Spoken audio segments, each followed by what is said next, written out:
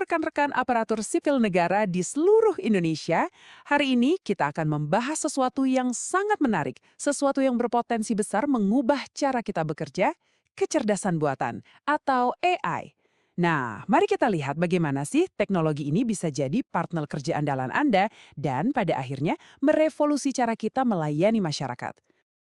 Coba deh bayangin, tumpukan laporan yang menggunung, draft surat yang harus segera jadi, analisis data yang biasanya bikin pusing berjam-jam, gimana kalau semua itu bisa selesai cuma dalam hitungan menit? Dan ini bukan lagi cerita fiksi ilmiah loh, ini adalah potensi nyata dari AI. Jadi pertanyaannya sekarang itu bukan lagi apakah mungkin, tapi gimana caranya kita bisa manfaatin ini semua. Iyap, kita sekarang ini betul-betul berada di era baru pelayanan publik. Tuntutan masyarakat kan makin tinggi ya, dan teknologi juga berkembangnya pesat banget.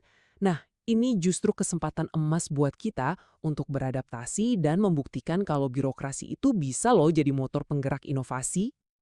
Nah, ini dia. Kita semua pasti paham betul kan realitanya di lapangan. Beban kerja yang tinggi, sementara waktu kita terbatas banget.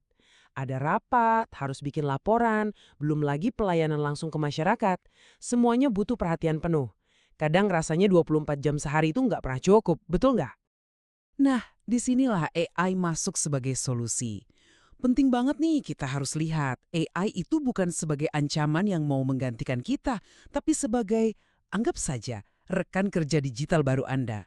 Coba bayangkan, Anda punya asisten pribadi super cerdas yang siap bantu kapan saja, 24/7.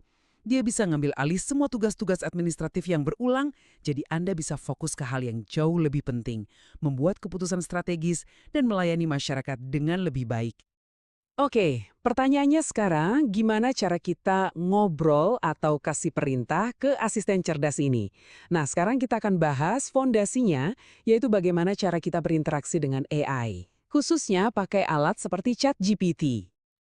Kuncinya itu ada di satu kata, prompt. Apa itu prompt? Gampangnya gini, anggap aja Anda lagi kasih instruksi ke staf Anda. Semakin jelas, semakin detail instruksi yang Anda berikan, hasilnya pasti akan semakin bagus dan akurat kan? Nah, sama persis dengan AI. Kualitas output itu sangat bergantung pada kualitas input dari kita. Terus gimana cara bikin prompt yang efektif? Gampang kok, cuma ada 3 langkah sederhana. Pertama, kasih AI sebuah peran. Misalnya bilang ke dia, kamu adalah seorang kepala bidang. Kedua, kasih konteks yang jelas. Contohnya, saya butuh ini untuk bahan rapat evaluasi. Dan yang ketiga, minta format yang spesifik. Misalnya, buatkan dalam 5 poin ringkas. Nah, lihat deh perbedaannya. Jauh banget kan? Kalau kita cuma bilang, buatkan pidato, itu terlalu umum. Hasilnya ya pasti seadanya dan nggak akan memuaskan. Sekarang bandingkan sama prompt yang kuat di sebelahnya. Ada peran, ada tujuan, ada konteks, bahkan ada batasan jumlah kata. Hasilnya, dijamin jauh lebih tajam, lebih relevan, dan yang paling penting, langsung bisa kita pakai. Jadi ingat ya, kuncinya itu satu, spesifik. Oke, sekarang kita udah paham nih cara ngasih perintah yang benar.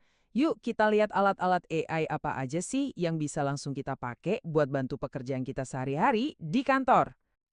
Buat sebagian besar dari kita, Microsoft Office itu udah kayak rumah digital kita ya kan? Nah, sekarang ada yang namanya Microsoft Copilot. Ini adalah asisten AI yang ditanam langsung di dalam aplikasi Office. Coba bayangkan, di Outlook, Anda bisa minta Copilot buat ngerangkum puluhan email yang numpuk. Atau di Word, tinggal bilang aja, buatkan draft surat dinas tentang undangan rapat. Dan, wus, draftnya langsung muncul. Ini benar-benar penghemat waktu yang luar biasa. Tentu aja, bukan cuma Microsoft, Google juga punya alternatif yang nggak kalah hebat. Ada Google Gemini yang jago banget buat kita ajak brainstorming ide-ide baru atau bikin draft tulisan. Fitur AI di dalam Google Sheets juga makin canggih loh, bisa bantu kita ngolah data lebih cepat, apalagi kalau kita lagi kerja bareng-bareng di satu dokumen.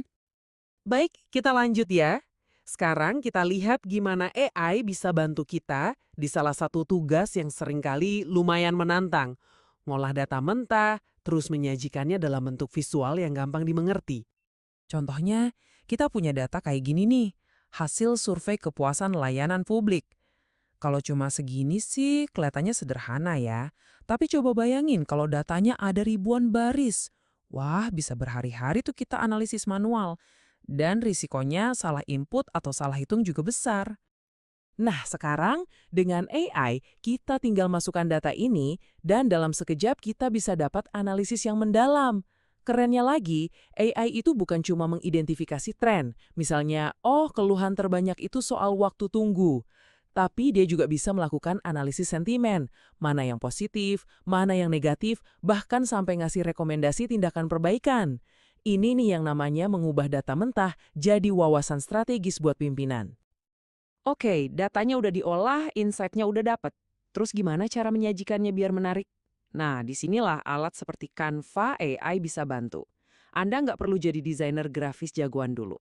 Cukup masukkan data dan teksnya, nanti AI yang akan bantu merancang visual yang kelihatannya profesional. Cocok banget buat laporan kepimpinan atau materi sosialisasi ke publik. Oke, kita udah lihat ya betapa besarnya potensi AI ini. Tapi sekarang masuk ke bagian yang paling penting. Gimana caranya Anda sebagai seorang ASN bisa mulai melangkah? Gimana cara memulainya? Ada satu hal penting yang perlu kita ingat bersama. Kemampuan beradaptasi dengan teknologi seperti AI ini